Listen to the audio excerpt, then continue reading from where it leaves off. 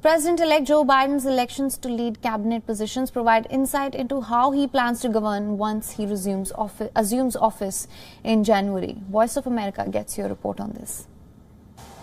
After a tumultuous 4 years marked by trade uncertainty and now a global pandemic, many farmers across the country still supported President Donald Trump. Despite ongoing and unsupported claims of voter fraud, they are coming to terms with his loss in the November election. It appears that the president's chances grow dimmer day by day. I certainly think that you could see instances of fraud and manipulation, but I find it hard to see that there would be that on the scale that would be needed to turn it around. Yeah, I think it's done. Fred Greeter and Brian Duncan both farm crops in the Midwestern state of Illinois, where President-elect Joe Biden won a decisive victory fueled by support in densely populated areas like Chicago. But rural Illinois, where President Trump was popular, is important to the nation's agriculture industry. Although about 1% of the U.S. population lives on a farm, the agriculture and food industry represents about 5% of U.S. gross domestic product.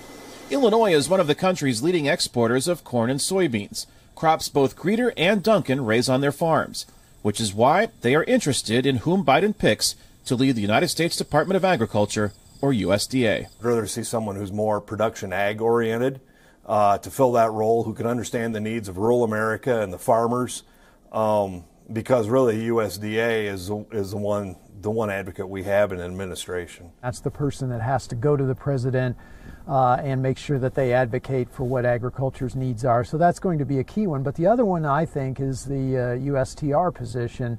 And whoever that trade representative is will be a very, very key person for us. Closely followed by that would probably be who the director of the EPA is. Mark Gebhardt is the Illinois Farm Bureau's Director of Governmental Affairs. He works with government agencies on behalf of Illinois farmers to guide public policy, which includes environmental regulations and trade issues. But there's a lot of unknowns, especially when it comes to China. And as you know, China is the big player in the game when it comes to the dollars and the purchases they make. Under President Trump, tens of billions of dollars in government aid flowed to farmers to offset losses in profit resulting from the administration's escalating trade disputes, mostly with China. Despite recent progress, China hasn't reached pre-trade war levels of purchases on products such as soybeans. But they're still purchasing more from the competitors of the United States than they are from the U.S. University of Chicago political science professor Robert Galati says the benefits of the Trump administration's trade policies may not be realized until well after Trump has left office.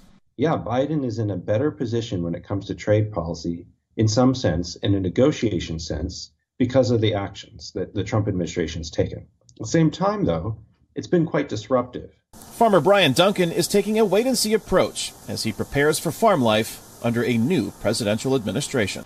Kane Fairbaugh, VOA News, Bloomington, Illinois.